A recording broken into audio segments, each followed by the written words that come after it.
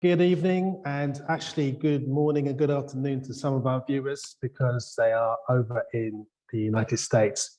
And actually, I shouldn't even be saying over because at the end of the day, we're all one world, aren't we? So in the United States. I'm David Lindo, also known as the Urban Birder, and you are tuned into In Conservation With. This is the third season, and I'm really excited about the range of people we've had on this, talking about their work, their lives, their influence on our planet and the people who live on it or within it. And I think the next guest I have tonight really is a special and interesting person. His name is Rodney Stotts. And Rodney, can you hear me? Yes, I can hear you. Thanks for having me. Thank you. And listen, how are you and where are you? I'm blessed. I'm at my home in Charlotte Courthouse, Virginia at Dippy's Dream Sanctuary. Well, that must mean something to someone. Geography in America is not my strongest point. So I guess Virginia is sort of in the middle, but south a bit, is it? Is that right? Yes, down south. I'm near the North Carolina border, maybe 40 minutes away from the state of North Carolina. Fantastic. And before I actually carry on, I must say that tonight is sponsored by Leica Sport Optics, the purveyors of fine optical equipment for birders, and also the Diputación de Cáceres, which is a tourism board that looks after the northern part of a region in southwest Spain called Extremadura, which I'm actually in now. So thank you very much, guys. Let me quickly tell you about Rodney. And by the way, we have Rodney's, I suppose, partner in terms of this project and the book, this book you've got now out, Kate Pipkin. We'll be talking with her later on as well. But Rodney himself, just to give you some brief background, raised in Southeast Washington, DC, and he achieved the highest level of Master Falconer, which I find is really fascinating because I saw your book advertised on Twitter, and I thought, wow, I've never seen a black falconer before. Not that I should, that's a major thing. I should never even have to say it, but I have to. So I'm really keen to learn about how you came to be a falconer. And I know, having read your book, by the way, have you got a copy of your book there anyway? Have you a copy? Yes, it's in the living room, actually. I thought you can hold it up for me so people can see. So while he's going away, let me just tell you that he's, when he's not in the sanctuary property, where you're located in Laurel. Yes, I have another sanctuary in Laurel, Maryland. Okay, sorry, the book again? There you go, the Bird Brother. When I saw that, I thought that's really fascinating. I'd like to learn more about this guy because as a black man in the natural history industry, I'm a rarity. And whenever I see other people that look like me, I'm kind of, in a way, slightly more curious. And I don't know whether that's right or wrong, but that's how it is. You just feel a little bit more curious to find out, how did you get involved? So let's start at the very beginning, because basically a lot of people will not know about you at all. And that's the great thing about In Conservation With. We don't talk to people necessarily because they're famous, whatever. It's more about the work they're doing and what they're bringing to the table. So let me find out, firstly, who are you, Rodney? Tell me about yourself. I'm just an average person. I'm Rodney Stotts. I love animals. I'm not big on people. I'm just an average guy that wants his dash in between his birth and death date to mean something. That's all. I like that. That's very good. That's very good. But let's start at the beginning. I mean, reading your book, which I found absolutely fascinating, actually. You started off I suppose you started off on the wrong side of the tracks. And I like to understand more about that because I'm in Britain. Well, actually, I'm in Spain, but I was raised in Britain, and life in Britain, especially for a black person, it was different to life in North America. And I remember, watching TV programs and even watching that series Roots. and feeling so upset and realizing, because I've got relatives in America, and realizing that things like slavery is still a raw cut. Whereas when you're in England, you're kind of one step removed from all of that stuff. So what was life like growing up for you? I mean, well, for me, it was typical. I mean, it wasn't where I lived, we were no poorer than the next family. So to me, it was just life. However, when you looked outside of it, it was the ghetto. I mean, poverty, crime, drugs everywhere, prostitution, you name it, it was there. However, growing up in that environment all your life, that's all you knew. So it wasn't the ghetto to you. However, when you put your address down on a job application and they looked it up, they knew where you were from then. So the difference was quite clear then. You were not from certain neighborhoods, you weren't getting these jobs. So pretty much growing up, you only had a few options. One of my options was hustling, drug dealing. I didn't have any other choice. Well, I can't say I didn't have a choice. I had a choice, but I wanted to eat something in between 2 slices of bread, not just 2 slices of bread. I wanted to have shoes that didn't have holes in them, that I didn't buy the same shoes where I bought my meats and groceries from. You know, those type of things like that growing up, especially in a poor neighborhood, you just couldn't do it. You couldn't make it. There was a beautiful part of your book which really kind of captured my imagination. Was when it was when you were having or in a drug deal, and you walked the window. Tell us about that moment. Now, some people that I knew, I needed some product that I was selling at the time, so I happened to go there. The people that you were dealing with, you couldn't go empty-handed. You had to have some sort of protection with you. So when you got there, most time you get pat down and everything, so everybody knows what's what. But sitting there one day waiting for the people to come out, just happened to see a glimpse fly past, look over, and I knew it had to be a hawk. I didn't know what type of hawk it was. I just knew it had to be a bird of prey. I knew it wasn't an eagle, but I didn't know exactly what it was. So I'm standing there watching it, and everybody like, come on, come on, come on. Hold up, man. You know, what y'all gonna do? Ain't nobody gonna do anything. So the money ain't gonna change hands until after I get back to this table. So I'm just sitting there and I'm just fascinated. I just love animals. People, anything dealing with an animal, I'll stop. I don't know what it is. It's just something about, and then that bird, the way it just flew by and the way it moved and everything about it, it just looked like it was magical in a sense. Have you always been interested in animals then? Yes. Since you were small.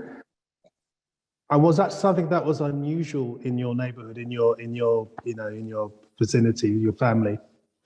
Well, not in my family. In the neighborhood that I was in, the thing with them, I grew up, my great-grandmother had a farm. So I used to be there almost every spring and summer and stuff like that, and out there with the chickens and ducks and goats and everything. So when you come back to the concrete jungle, the city, there are no chickens and goats and stuff. So everybody had dogs, a dog or a cat or fish. So pretty much, I always loved animals. So I couldn't wait to get back down to my great-grandmother's farm and stuff like that. So no one found it odd because I wasn't walking around with a goat in the middle of the city or something like that. And maybe if I had a chicken as a pet, then, people would have looked at me a little differently then. Yeah. So that moment, going back to that moment when you were, in the middle of this deal and you were watching this red-tailed hawk, how did that develop into a situation where you're sitting in front of me here today? Well, I actually started working with a nonprofit called the Earth Conservation Corps. We were doing a tributary to Lower Beaver, it's called Lower Beaver Dam Creek, to the Anacostia River. So as we started cleaning the river, we started seeing fish and birds and turtles and everything coming back. So life coming back to the river. We did a program where we reintroduced bald eagles back to DC because none had nested since the early 50s because of the DDTs in the water. Once we had 4 baby eaglets each year for 4 years. So we released 16 baby eaglets. We started trapping and tagging the osprey under the South Capitol Street Bridge to see where they migrate every year. We started wrapped a program with injured birds of prey.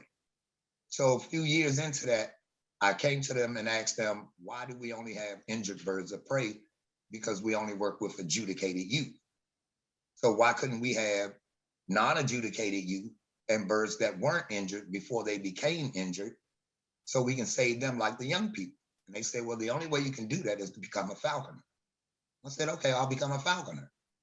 And then everybody started looking and laughing and giggling. And I didn't understand that no one else had seen a black falconer before I said something about it. I had never seen a black falconer before. I just knew that if I wanted to do something, no one can stop me from doing it. The one thing my mother always taught me was, you are the only one who can stop you. That's it. No, she's totally right. But before we, look, I just want to get that little bit between you looking at that bird and you doing what stuff you just talked about.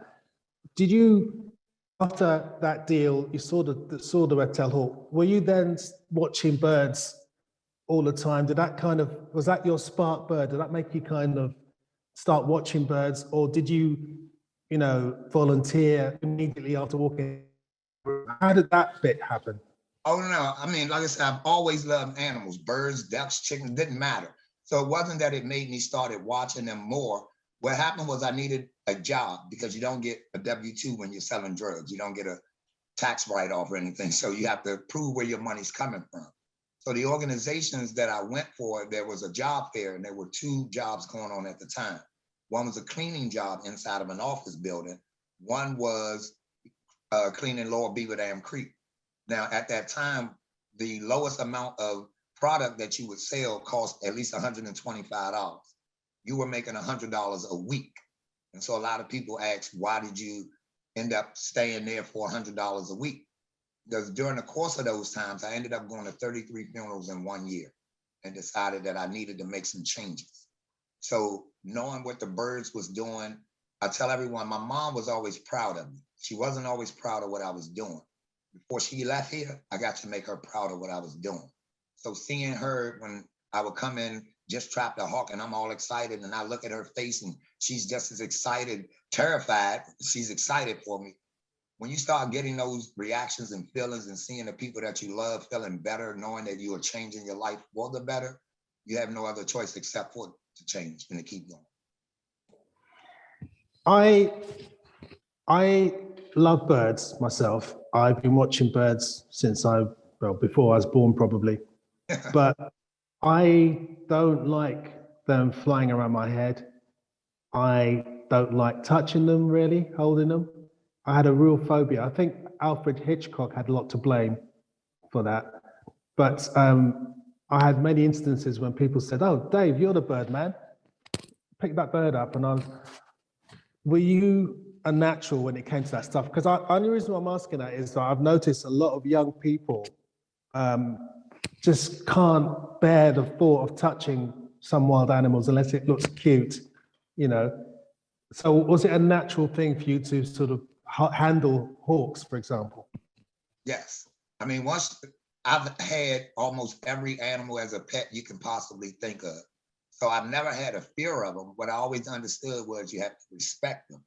So before you go in and do something, talk to people, watch things and learn about it. So you don't just run up and grab it. I wouldn't recommend that to anyone. However, if you have someone, I love when people are deathly afraid of them, because by the time I finish with them, they're now holding the bird. And when I explain to them what they just did, they're saying, "Oh, I got a bird." I say, "No, what you actually did was overcame your fear. You were deathly afraid to touch this bird 5 minutes ago. Now it's on your hand and you're rubbing its crop.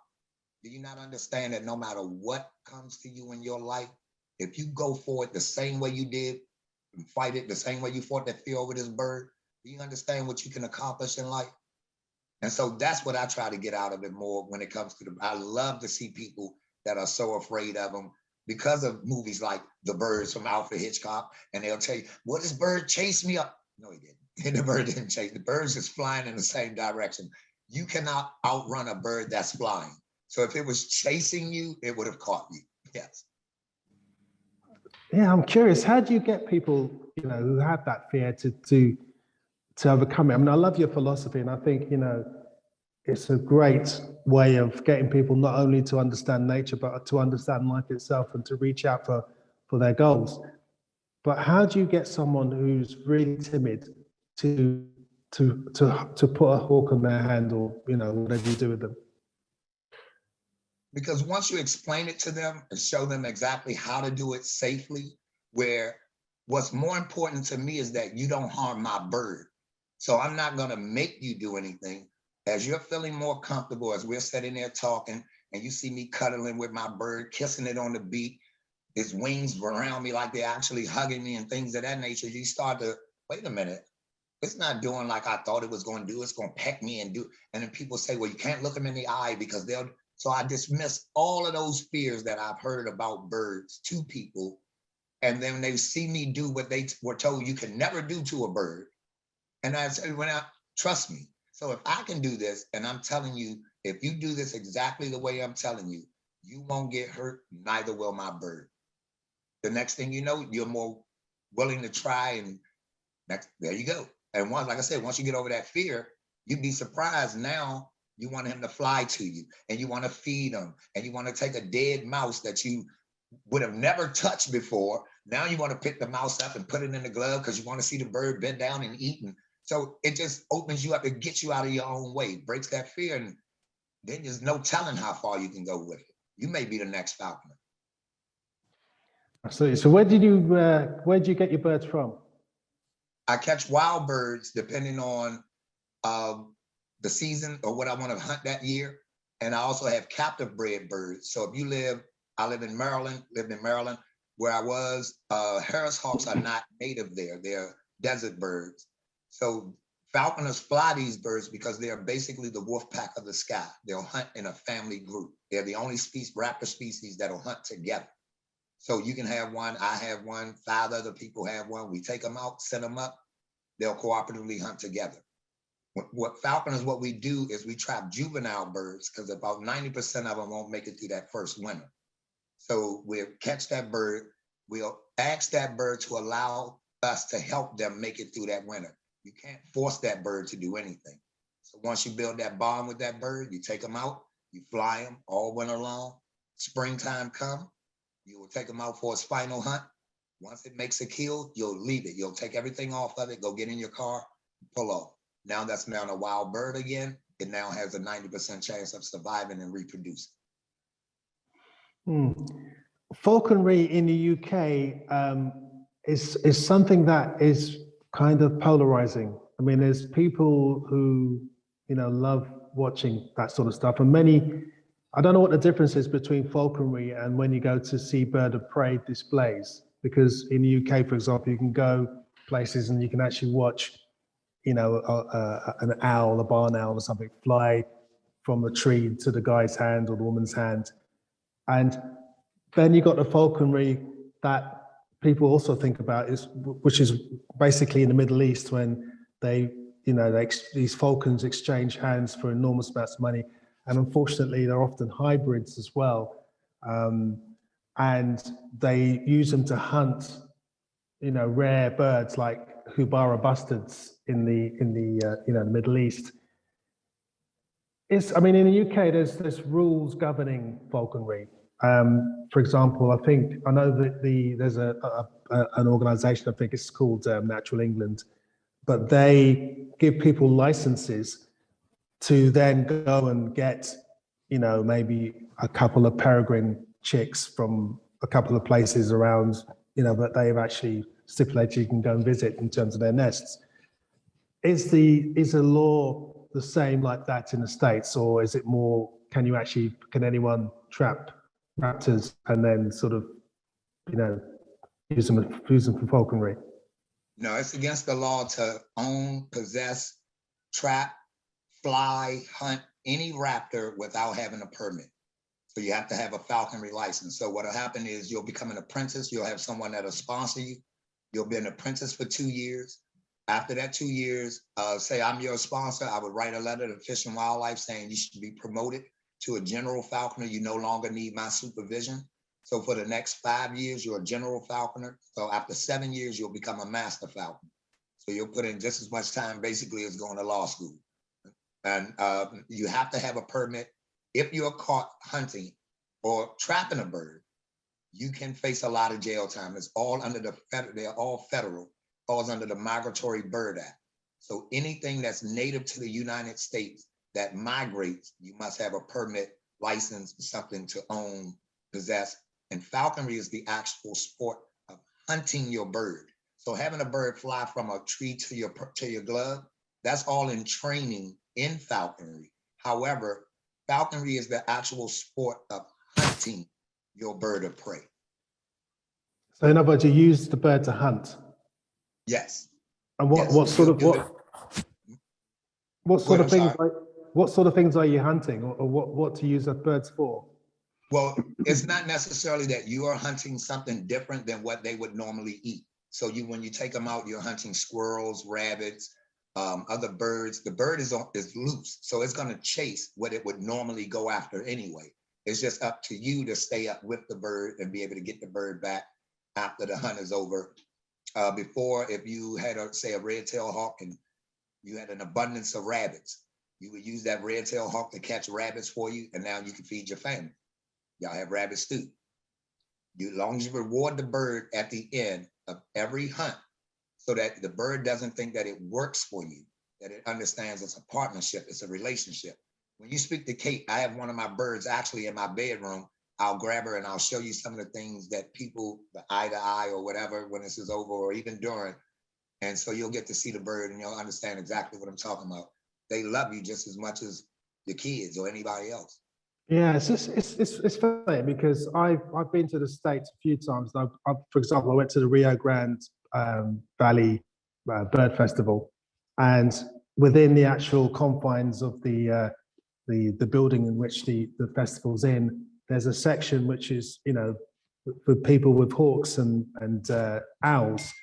And I've always been interested. I found that interesting when I suggested it in the UK, when I was working on a festival in the UK. It was, and I was thinking, well, actually, you know, it's a really good way of engagement, because you come in, you see these wonderful creatures, and kids really like them. But it's the hunting side that's really fascinating to me, because you know, there's been a few people who've written books about birds of prey that have been used for hunting, like H is for hawk is the most famous, Helen MacDonald, and also a friend of mine wrote one about the goshawk. I'm curious, how do you train? Where do you start? I mean, do certain species learn quicker or are easier to train than others? I mean, how long does it take? Well, everything is an individual just like us. Everything learns as fast as it learns or as great as you can teach it. But to me, I explain to people, everyone has their own different method of ways of doing what they do. Mine is just connection. Once I build that connection with that bird or that animal and let that bird know that I'm not going to harm it, that's the first thing. So you'll get mad in them when they sit on your glove, because they have a natural fear of you. They're trying to get away from you. So you have to build that trust, first of all, for them to sit on your glove. Then you have to build a trust for them to be able to bend down and eat off your glove. Because once they bend down, they expose the back of their neck, which is their vulnerable point.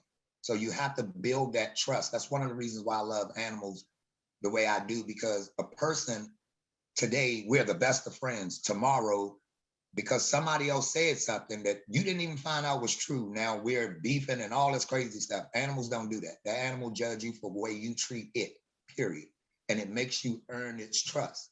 That's one of the reasons that I love to explain to people about these animals. People used to come and say, well, the birds don't need to be caged up. They're not caged up. I asked them, do you actually know what falconry is? Do you know that if there were no falconers, a lot of species of birds would be extinct by now? You're actually saving, you're a conservationist, whether you know it or not, because you're actually saving birds, helping them be able to reproduce and keep the species from becoming extinct or endangered. So, like I said, everyone has their own method, but once you get that trust with that bird, you'll know.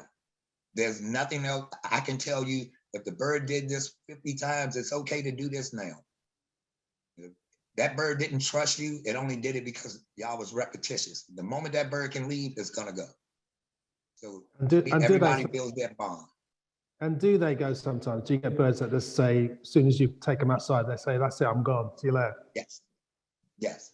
And when that happens, the only thing you can say is one of two things. Either you let them go too early, you took them out too early and they were heavy, or that's just a bird that wanted to be, that he think he can make it on his own, or she thinks she can, you'll give your own reasons as to why, because we have to justify whatever happened. It was just the bird was ready to go.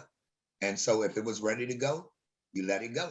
If it's coming back to you, then you know that that bird accepted y'all partnership, and we're going to keep going from there. One thing it will teach you is to put your ego in your pocket, because you cannot chastise, argue, holler at the bird. Is just looking at you like, okay, what's next? So you're not going to hurt its feelings. It's not going to understand that you're mad, and you have to learn how to deal with it, learn how to train. So it's going to break you down and turn you into somebody else anyway. So when you get the fledgling, you get them, do you get them from a nest, or are they sort of, how young are they? We actually trap them. Yeah. So how young? You said I was called a Balsatry trap. It has a mouse or something on the inside. The bird you're not teaching a bird to hunt or anything like that. The bird is actually hunting when you trap it, because it saw food in a trap, came down to get the food. That's how you actually caught the bird. That's why I tell people, you're asking that bird to allow y'all to be partners.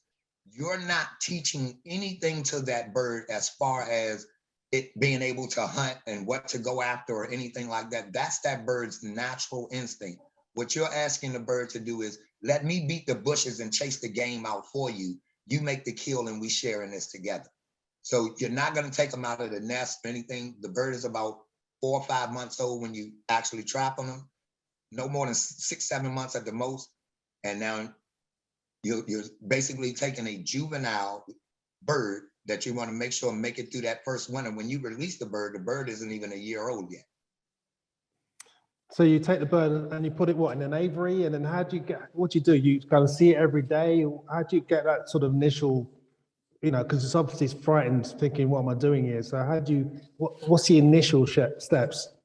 You'll come in, you'll have food on your glove. You'll get as low as possible, because the bird wants to be at a higher point. They feel a little more safer. So you just get down low and you walk in and you stand close to them. And you just sit there. Sometimes you may have a bird instantly hop on your glove. You may not have a bird that won't eat for 3 days. And then if that happens, you have to feed that bird up and release that bird, because you can do more harm to that bird than helping them. So that's why I tell you have to put your ego up. You can't train every bird that you trap, things of that nature. You have to be open-minded and understand that there are other forces working around that moment. So you just have to let them be. So how many falconers are there in the US? Is it a big thing, and do you have conventions? Well, there are a lot of falconers in the US. There are not a lot of black falconers. There may be, when I started, there's a guy named Sean Hayes. He was taking a number, and it was at maybe 23, 24. And that was over a decade ago. I personally sponsored 2 or 3 black guys that are now falconers. So I know the numbers up around 30, 35 maybe. However, there may be 1,000 falconers in one state. So you never know how big the state is. You may have 1,000 falconers in that state. Someone looked up in Virginia, I think it was like 170 falconers just in the state of Virginia. And so to my understanding, I think there's 3 black falconers, including me, once I transfer my license over. Wow. And how are you welcomed into the fold? How do you feel? What's it like when as I said, the other part of the question was, are there conventions? Do you meet these people? And if so, what is it like? Yeah, there are conventions. I don't go. I really don't. I went to one when I very first got into falconry. And the reason why is because people get into it for different reasons. I didn't get into it because of I wanted to see the bird hunt, and I want to see him kill, and I want to meet all these people so we can go hunt these birds together. I got into it more because of the healing side of it. I lost my mom, brother, numerous people, as you see in that book. And it was always an animal there that was there to help me, just like with my birds. So if my bird's named after my mom, when someone dies, we always say they're up there looking down. Where's the bird? Up in the air, doing what? Looking down on you. So if that bird's named after your loved one or something like that, and you're feeling down, you go grab that bird.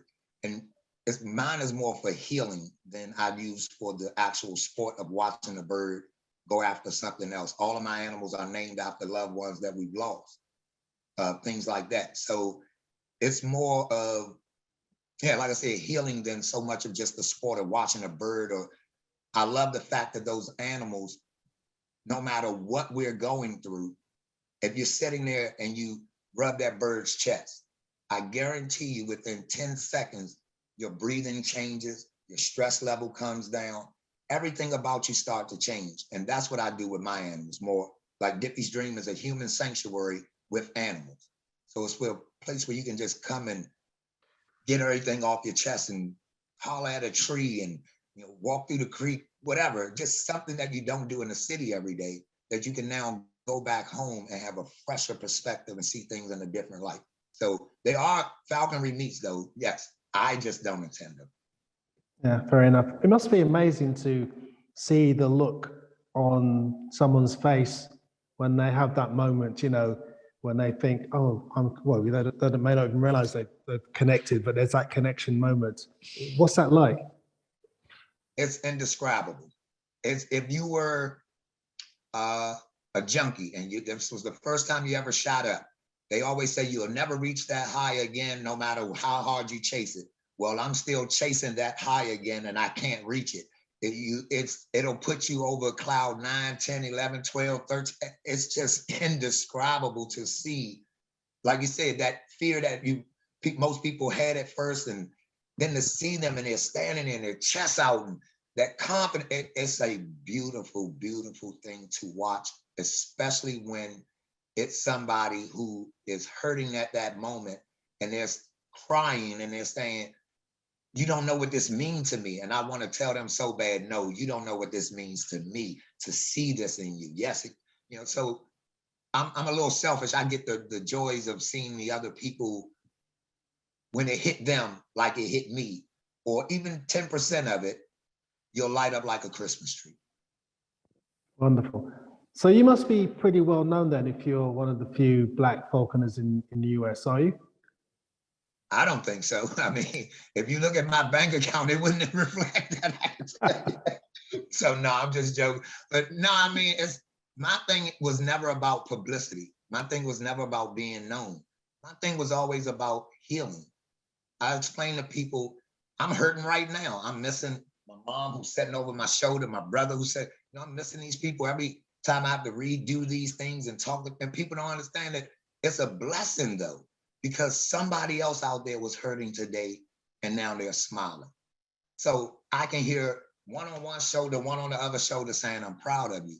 Keep making them smile, baby. Keep going. So it's a little different with me when it comes to these animals, and especially with falconry and everything, than your typical falconer who gets up, you dedicated to this, the bird, you don't mess with them during the whole spring and summer, you just feed them up because they're molting. I only see you during the spring and fall, during the fall and winter when it's time to hunt you.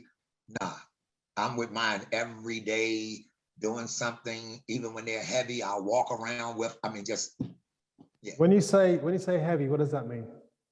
Birds have weights. There's basically 3 weights for your bird. You have a fed up weight, just like us. After Thanksgiving dinner, you fed up, you don't want to do anything. You got the itis.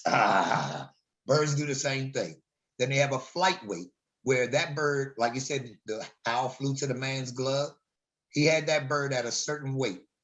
He lowered the weight where the bird would just fly to him. Now, if you want to hunt that bird, you have to lower the weight even more. Now the bird will follow you around as you guys are going out hunting together. So if you have a fed up weight at 1,000 grams, you have a flight weight at 950 grams, but at 900 grams, that bird is going to hunt now. And so, you know, once you take it off the cord and it sees something, even if it's 100 yards away, have on your boots because you're going to chase your bird. They're not retrievers. They do not bring the stuff back to you.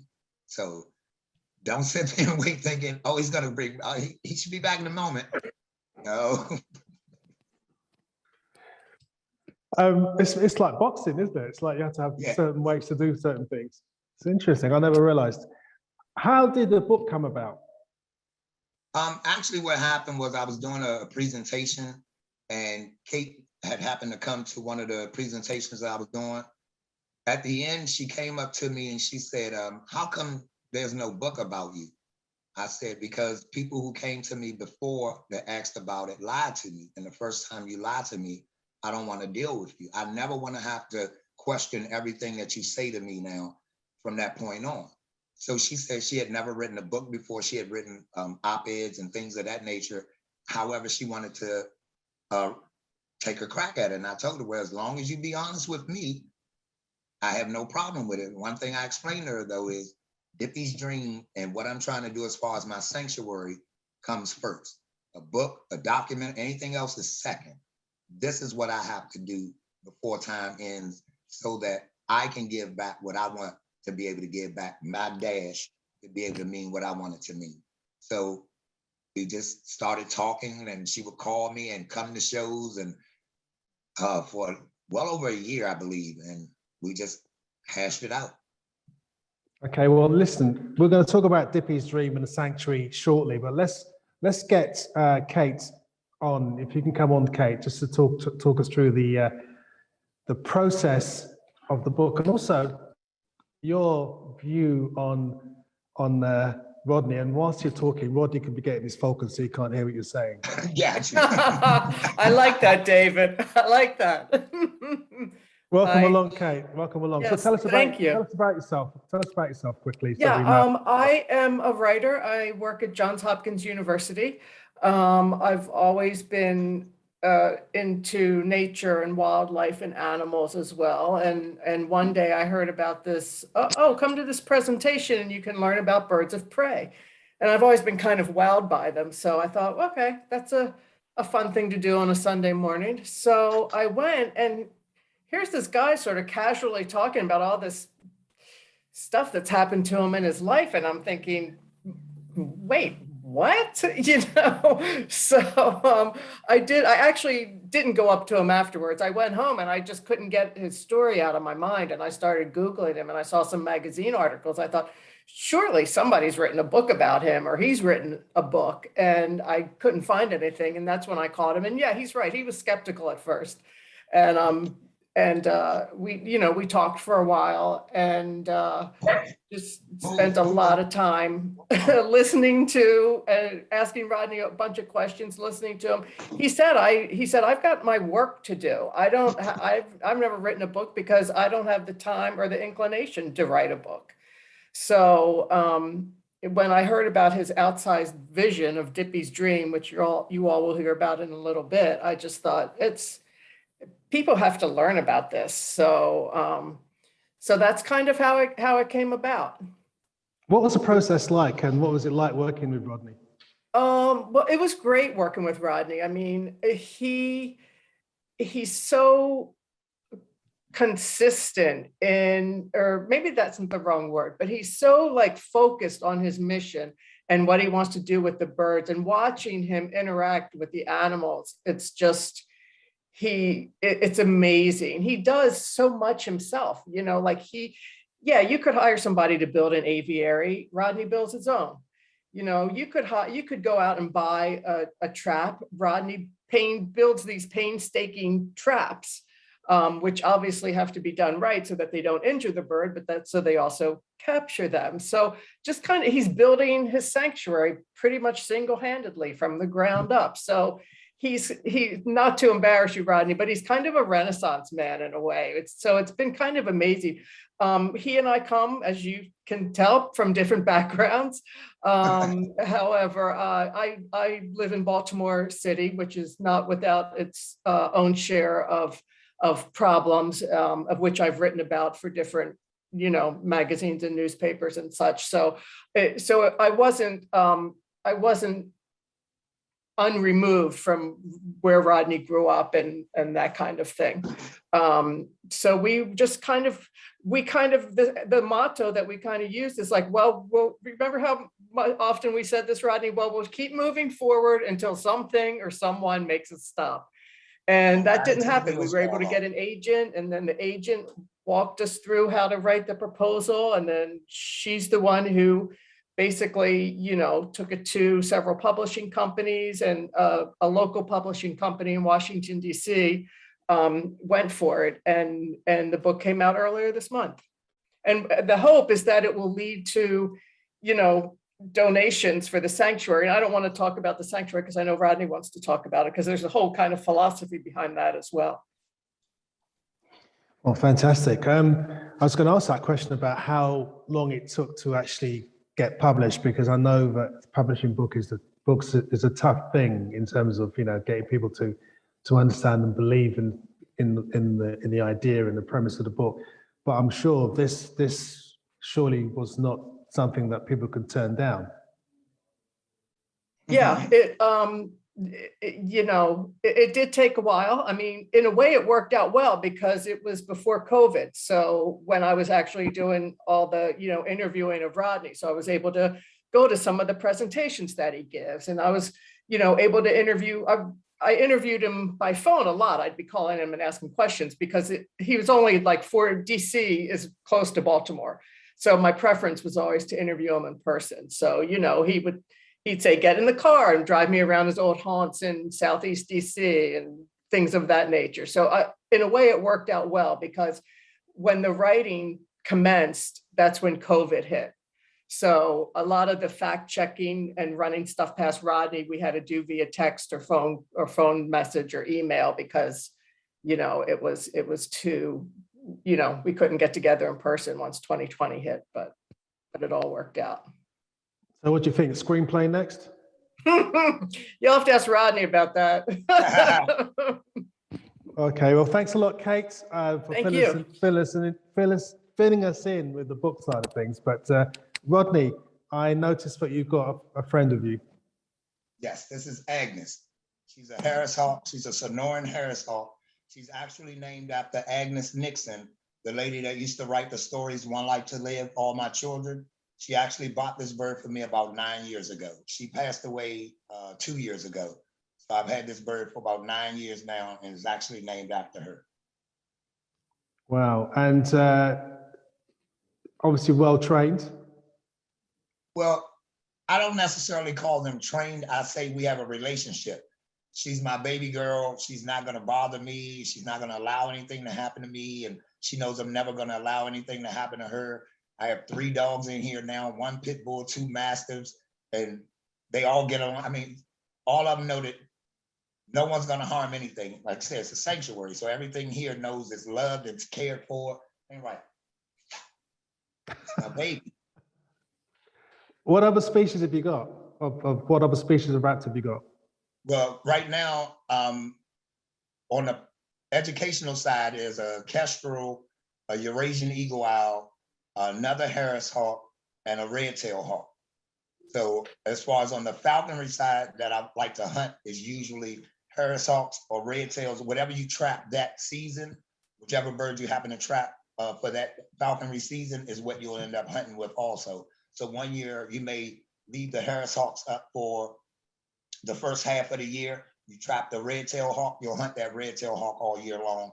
One weekend you may leave the red tail and take the Harris hawks out, hunt them, or then that next day you'll take the red tail out because they're solitary hunters.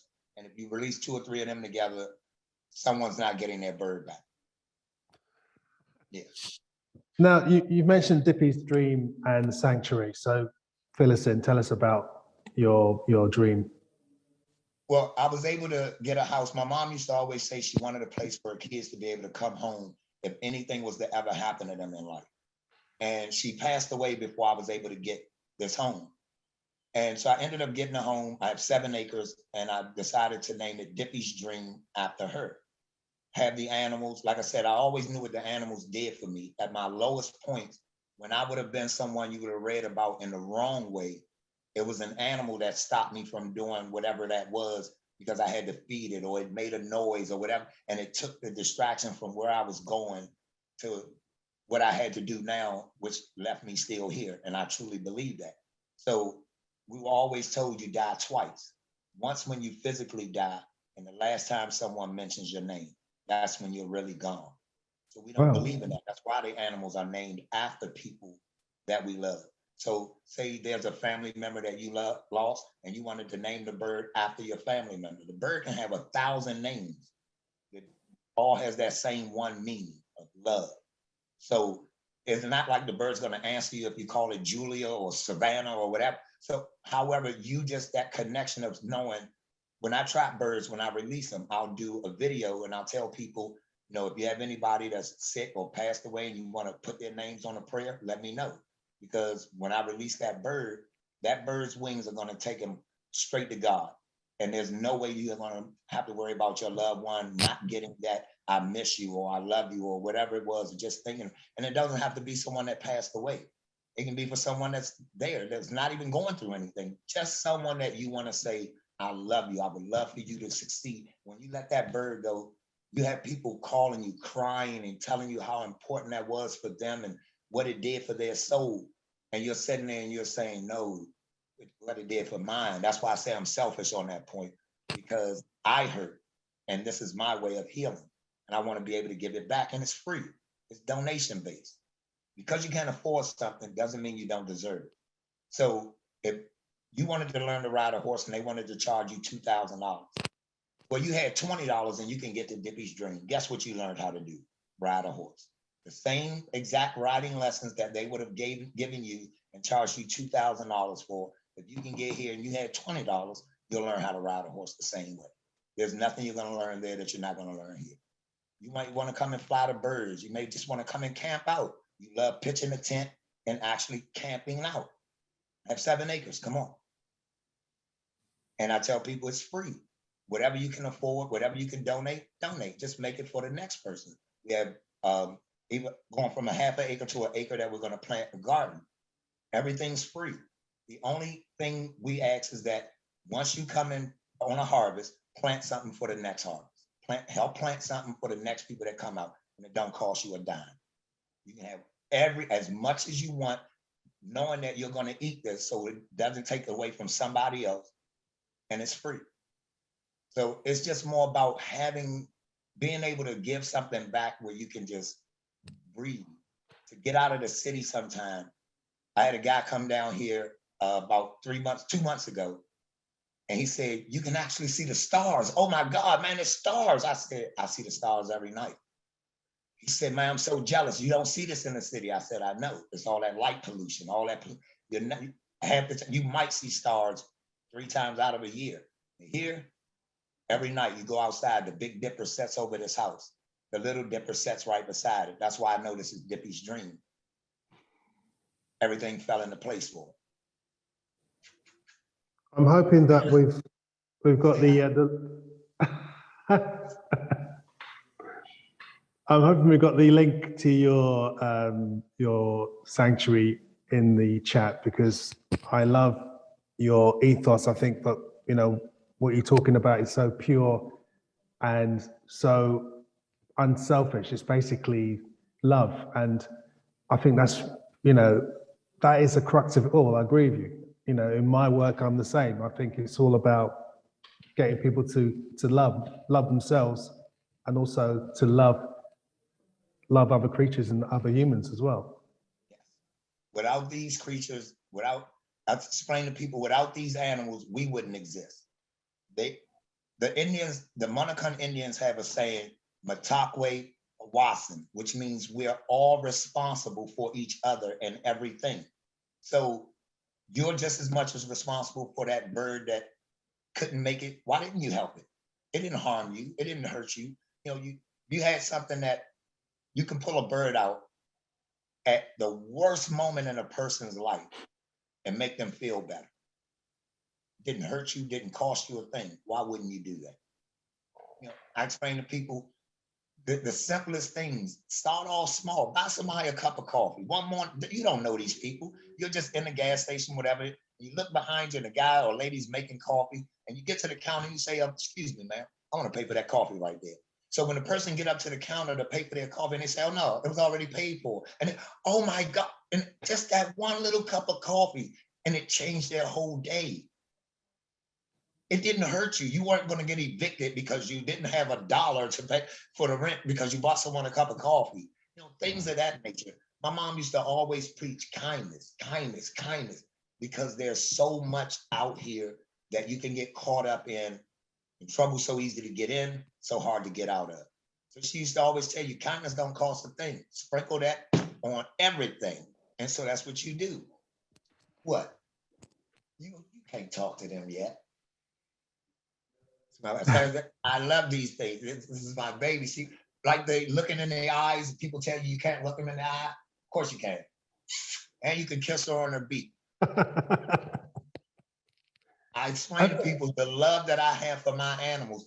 You could literally punch my child, I wouldn't say nothing. You touch my animal, I'm coming at you like a madman.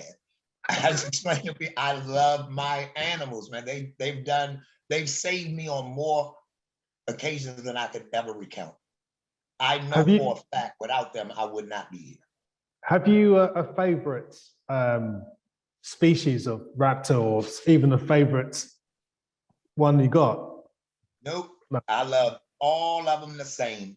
Every single animal, from a white mouse to a goldfish to a chicken, every one of them has a place in my heart. To take any one of them away is a huge void. So there's not one of them that I honor this one more than this one. I love this one. I'll do that. Nope. From my gold to any of my animals, if something happens to them, it affects me the same, whether it was a horse, a bird, a fish, a mouse. Every one of them means something to me. Every one of them. There's a reason that they were blessed to be with me and I was blessed to be with them. So I don't have a favorite at all. If you could be anywhere in this world right now, where would you be? I would be right here where I am, doing what I'm doing. It just would be opened a little more. You know, I would want to be able to have people come down and build the aviaries and have 20 birds here and the goats and horse, and just, I couldn't imagine being anywhere else. This right here, being here, seeing the blessings that I've been given and being able to give out, where else could you want to be? I don't think there's a better place.